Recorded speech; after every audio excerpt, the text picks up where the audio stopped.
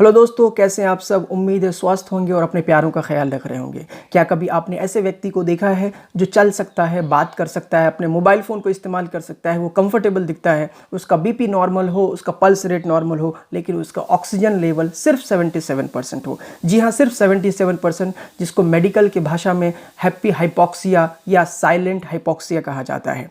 Happy hypoxia क्या होता है, उनके क्या क्या पॉसिबल रीजंस हैं, उसके क्या क्या कॉजेज़ हैं, इसके बारे में आज हम लोग इस वीडियो में बात करने वाले हैं। दोस्तों, मेरा नाम है अबसार आलम और आप देख रहे हैं नीट पॉड, जहां मैं नीट एस्पिरेंट्स को गाइड करता हूं और हेल्थ रिलेटेड एजुकेशनल वीडियोस बनाता हूं। अगर आप मेरे चैनल पे नए हैं तो प्लीज़ चैनल को सब्सक्राइब करके आप मुझे इस काम को करने के लिए मोटिवेट कर सकते हैं। चलिए आइए शुरू करते हैं कि हैप्पी हाइपोक्सिया किसे कहते हैं।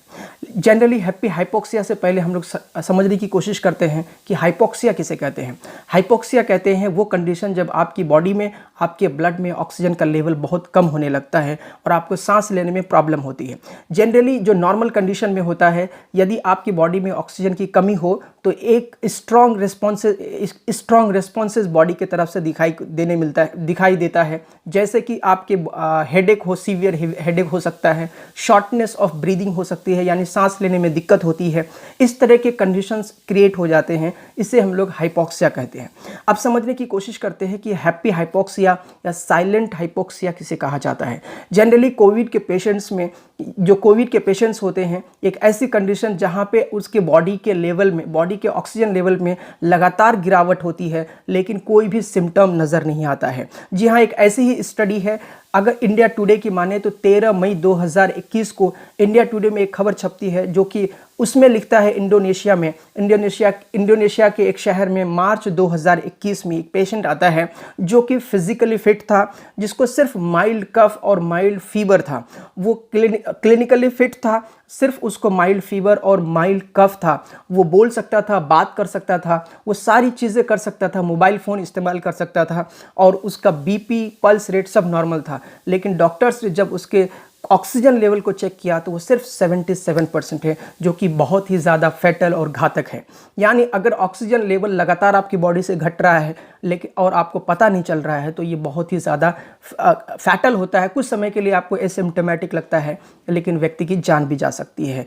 अब आपके जहन में बात आ रही होगी कि कोविड के पेशेंट में ऐसा क्या होता है जिसकी वजह से बॉडी का ऑक्सीजन लेवल इतना ड्रास्टिकली ड्रॉप आउट होता है। इसी को सर्च करने के लिए हमने जब सर्च किया तो कुछ रिसर्च पता चली। हालांकि इसके बारे में अभी रिसर्च गोइंग ऑन है, बहुत सारे साइंटिस्ट इसमें लगे हुए हैं और उसकी पॉसिबिलिटीज़ क्या क्या हैं ये खोजने की कोशिश में लगे हैं।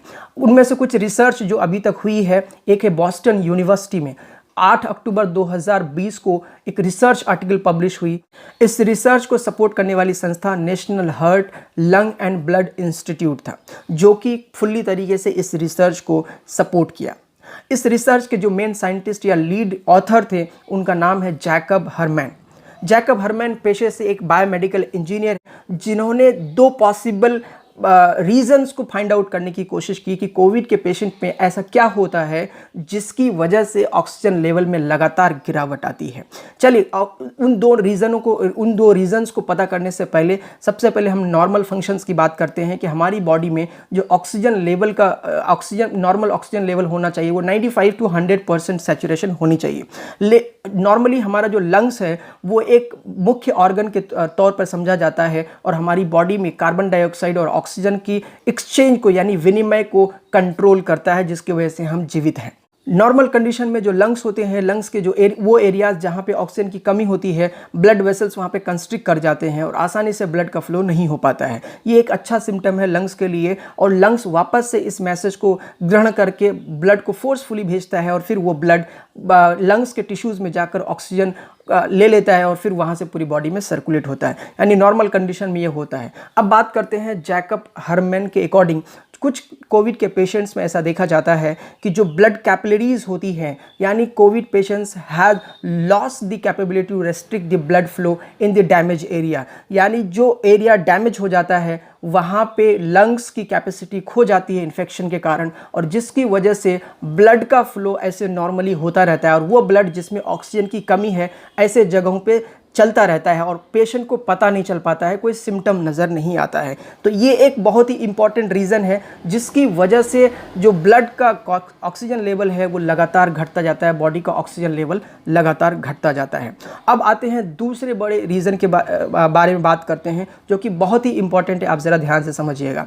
नॉर्मली ब्लड क्लॉटिंग लंग्स में नहीं होता है। जो कोविड के पेशेंट्स होते हैं उनके ब्लड वेसल्स यानी लंग्स जब इन्फेक्टेड हो जाता है, जिसकी वजह से जो ब्लड वेसल्स होते हैं उनमें कुछ एपिथेलियल सेल्स पाई जाती हैं जो फूल जाती हैं और इन्फ्लामेशन हो जाती है, जिसके कारण वो रप्चर होती हैं और ब्लड जो है वो क्लॉट हो जाता है। यानी ब्लड वेसल्स में ब्लड थक्का जम जाने के कारण ब्लड का फ्लो आसानी से नहीं होता है और फिर जिसकी वजह से पेशेंट को सांस लेने में दिक्कत होती है। और यही दो पॉसिबल रीजंस है जिसके बारे में बॉस्टन यूनिवर्सिटी में रिसर्च की गई। हालांकि रिसर्च गोइंग ऑन है, बहुत सारी स्टडीज़ अभी चल रही है जिसमें कोविड के पेशेंट्स में ये ढूंढने की कोशिश की जा रही है कि आखिर ऐसा क्या होता है जिसकी वजह से ऑक्सीजन का लेवल इतना ज़्यादा नीचे गिर जाता है। दोस्तों, ये थी आज की वीडियो में हमने बताने की कोशिश की कि हैप्पी हाइपोक्सिया या साइलेंट हाइपोक्सिया किसे कहते हैं। होप कि आपको एक नई चीज़ सीखने को मिली होगी और इसकी कोविड के पेशेंट में ऐसा क्या होता है जिसकी वजह से उसके ड्रास्टिक